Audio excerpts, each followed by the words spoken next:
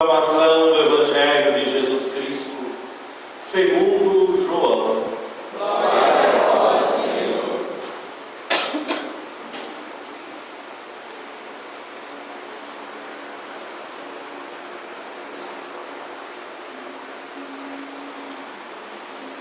No princípio era a palavra, e a palavra estava com Deus, e a palavra era Deus.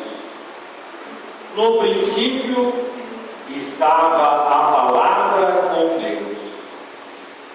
Tudo foi feito pela palavra, e sem a palavra nada se fez de tudo que foi feito. Na palavra estava a vida, e a vida era a luz dos homens. E a luz brilha nas trevas, e as trevas não conseguiram dominá-la. Era a luz de verdade, que vindo ao mundo ilumina todo ser humano.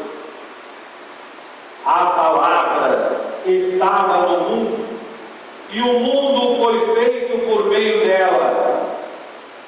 Entretanto, o mundo tem dificuldade de conhecê-la. Veio para o que era seu, e os seus não a acolheram. Entretanto, a todos que a receberam, deu-lhes capacidade de se tornarem filhos e filhas de Deus, isto é, aos que acreditam em seu nome, pois estes não nasceram apenas do sangue, nem da vontade da carne, nem da vontade de um homem. Estes nasceram também de Deus. E a palavra se fez carne e habitou entre nós, e nós contemplamos a sua glória. Glória que a palavra recebe do Pai como Filho unigênito, cheio de graça e de verdade. Palavra da salvação. Glória a vós, Senhor.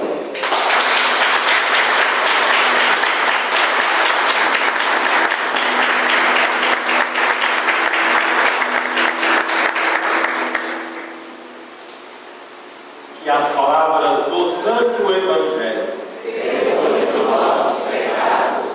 Amém.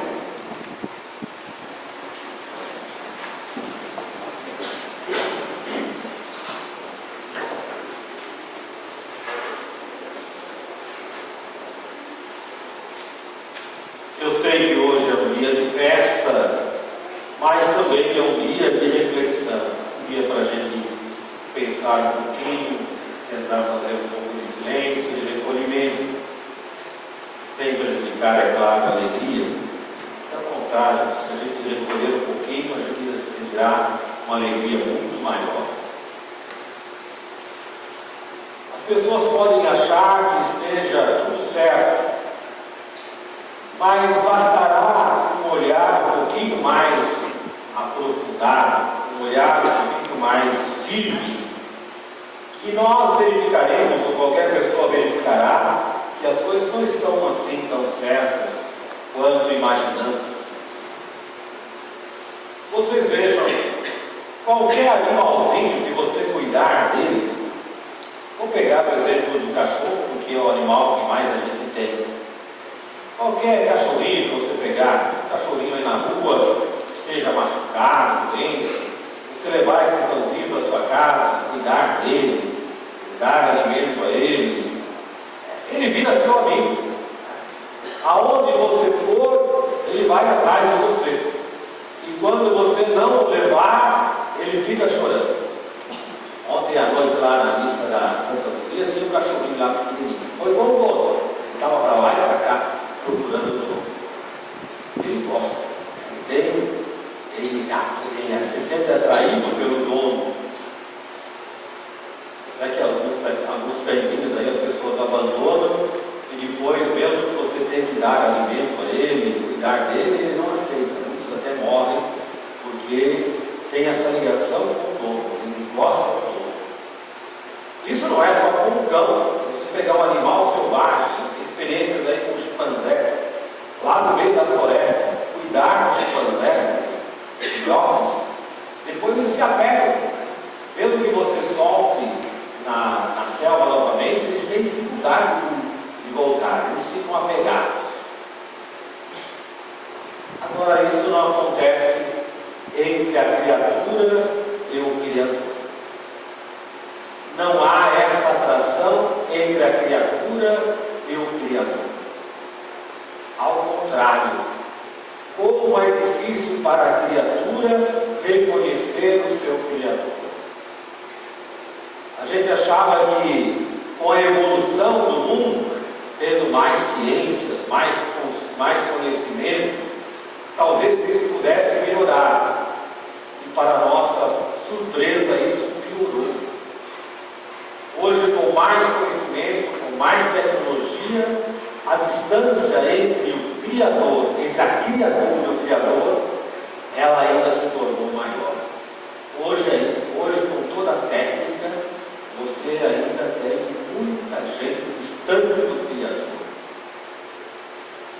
Eu, particularmente, não entendo como é que alguém pode estudar, por exemplo, uma célula, estudar um átomo, estudar um combustível e não ligar com o Criador. Eu acho impossível. Quando eu fiz faculdade, estavam começando a chegar aqui no Brasil esses programas de computadores. Você vê, nós tínhamos na faculdade, era um programa que descrevia, né, a concepção do ser humano. Então, o que acontecia no útero da mulher na hora da concepção, né? Como que se juntavam as células, depois como que elas iam se multiplicando. Eu fiquei encantado, era padre, fiquei encantado. Se você olhar isso, você ver isso, e você não se ligar ao Criador. Não é possível. Mas é possível sim. Infelizmente tem alguma coisa aí que afasta a criatura do Criador. Isso a teologia foi chamar de pecado original. Não tem muita coisa sobre isso. Se você quiser refletir sobre isso, você tem que gastar o seu tempo e a sua energia com as primeiras páginas do livro do Gênesis. E não são científicas. Muitas pessoas que estudam, muitos jovens que vão fazer faculdade, depois jogam a Bíblia fora falando que a Bíblia não serve para nada. Não é que a Bíblia não serve para nada, a Bíblia não é científica. A Bíblia é um livro de teologia, é uma reflexão. Então lá tem, na linguagem que foi possível escrever, um materialzinho para você começar a refletir, para você começar a pensar. Mas eu reconheço que é pobre nesse sentido. Né? A gente fica sempre com sede, sempre com fome nessa reflexão. Mas tem.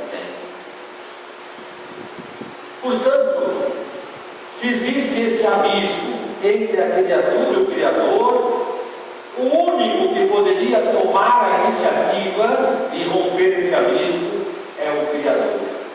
Porque a criatura, cada vez mais, ela vai se afastando. O único que poderia pensar em alguma coisa diferente é o Criador. Isso o Papa Francisco ultimamente tem chamado muito, e falado muito no sentido da misericórdia. Deus é misericórdia. Deus é bom. E Deus tomou essa iniciativa e começou a preparar um caminho para que nós pudéssemos voltar, porque Deus nunca saiu de lá, Ele sempre esteve lá. Isso começou lá no Antigo Testamento, com uma pessoa que vocês conhecem bem, eu já ouvi falar muito dela. Começou com Abraão. Ele não era nem Abraão, ele era Abraão. Abraão, sai da tua terra e vai para onde eu indicar. Começou lá. Aí você tem todo o Antigo Testamento. É uma riqueza, é um universo inesgotável. Eu fico até assustado quando alguém pega a Bíblia e começa a falar da Bíblia, como se fosse o autor da Bíblia. É um mundo, aquilo é um mundo, aquilo é profundo, profundo como o oceano. Você pode mergulhar, mergulhar, mergulhar. Tem lugares que você não consegue chegar, dada a profundidade que é o Antigo Testamento. Agora começou o Criador a fazer esse projeto. E hoje nós estamos celebrando, diante do menino recém-nascido, liturgicamente o menino nasceu na missa da noite, então nós estamos aí diante do menino recém-nascido. Hoje nós estamos contemplando o ponto alto desse trabalho que Deus começou lá com Abraão. A segunda leitura de hoje fala isso. De muitos modos, Deus falou conosco através dos profetas, e hoje na atualidade nos fala através do seu próprio Filho. E o Evangelho dessa missa é bem propício. Ele descreve quem é esse menininho. Esse menininho frágil, deitado numa manjedoura, dentro de uma gruta. A gente pensou sobre isso na missa da noite. Esse menininho é a segunda pessoa da Santíssima Trindade. Vou repetir, porque pode ser que não caiu a ficha ainda. Esse menininho, deitado numa manjedoura, dentro de uma gruta, é a segunda pessoa da Santíssima Trindade, que João escreve no Evangelho. Quando a Santíssima Trindade criava o mundo, ele já estava lá. Ele estava lá quando a Santíssima Trindade criava o mundo. Estava nem na época aí, nem na Segunda Grande Guerra você não estava. Quanto mais quando a Santíssima Trindade criava o mundo. Esse menino já estava lá. Esse faz pequenininho. E a função desse menininho é atrair o nosso coração para o coração do Criador. E não mais agora como criatura. O Papa insiste conosco, às vezes fica até repetitivo, que Deus é misericórdia, que Deus é misericórdia. Porque agora nós voltamos para Deus, mas não voltamos mais como criaturas. Nós voltamos como filhos, como a gente quando fica bravo, quando o seu filho faz uma atrapalhada, sua filha faz uma atrapalhada, você lá vai lá e dá uma cura, e fica lá uns dias de cara amarrada, cara. Deus não. Deus, nós demos uma pisada na bola fantástica com Deus. E Deus, no lugar de ficar de cara amarrada conosco, Ele ainda nos eleva de criatura para a condição de filho. E se vocês quiserem dar uma voltinha no Novo Testamento, São Paulo vai dizer uma coisa muito mais profunda e muito mais séria.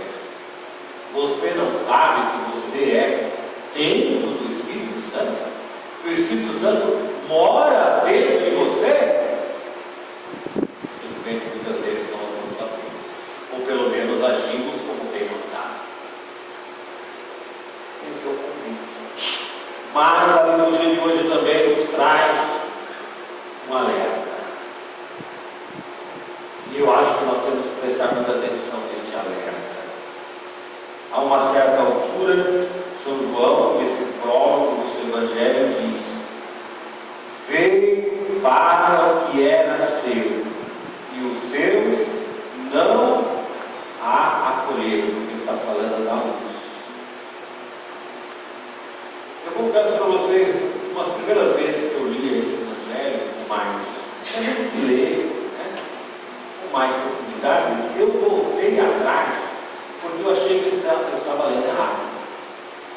Veio para o que era seu e os seus, eu pensei que tivessem colocado um não a mais. E daí fui olhar de novo. E aí verifiquei, não, é isso mesmo. Veio para o que era seu e os seus não acolheram. Existe essa terrível possibilidade de eu não acolher. Você também corre esse vício. E as pessoas todas correm nesse vício. A gente pode não. Então hoje a liturgia abre os nossos olhos. Hoje, diante do presépio, diante desse menininho aí, façamos uma revisãozinha da nossa vida. Que espaço eu tenho dado a esse Deus? Espaço que eu digo eu tenho procurado esse Deus. Esse Deus é mesmo muito importante na minha vida. Por causa desse Deus, eu tenho sacrificado coisas até que eu gosto, e eu sei que esse Deus decide isso, que eu faço é pecado, não deveria fazer. Eu tenho levado essa palavra desse Deus, é uma palavra importante, eu a conservo em um lugar importante dentro da minha inteligência, dentro do meu coração. Meu amado, o meu dia, como é que eu componho o meu dia? Meu trabalho, minha família, meus afazeres, meus amigos. Tem espaço aí para esse Deus? Qual é o espaço que eu tenho? Quanto tempo eu gasto por dia com oração? Quantas vezes eu venho visitar o Santíssimo Sacramento? Como que eu participo da Santa Missa? Eu me dou inteiro na Santa Missa. Eu fico lá presente, em corpo e alma. Eu me esforço para ir à Santa Missa. Como é que eu comungo? Eu recebo, sabendo o que estou recebendo, eu tenho como ele de fato tem alguém bom. Qual é o lugar que a palavra desse Deus ocupa na minha vida? Quantas vezes eu leio a Sagrada Escritura? Eu vivo essa Sagrada Escritura. Eu tenho, em primeiro lugar, uma Sagrada Escritura. Eu tenho uma Bíblia minha, que eu medito, minha. Espaço que esse Deus ocupa assim. Levemos para casa essa palavrinha. Eu sei que não é uma palavrinha muito boa do meu filho, palavrinha até que eu entristece, mas é necessário levar para casa. Veio para o que era seu, e os seus não o acolheram, ou têm dificuldade de acolher. Mas a todos que a receberam, deu-lhes capacidade de se tornarem filhos e filhas. O Santo Natal para vocês. Essa alegria do Natal, anime vocês, a coragem, ainda mais vocês, a se apegarem a esse Cristo, a fazer desse Cristo o verdadeiro Senhor.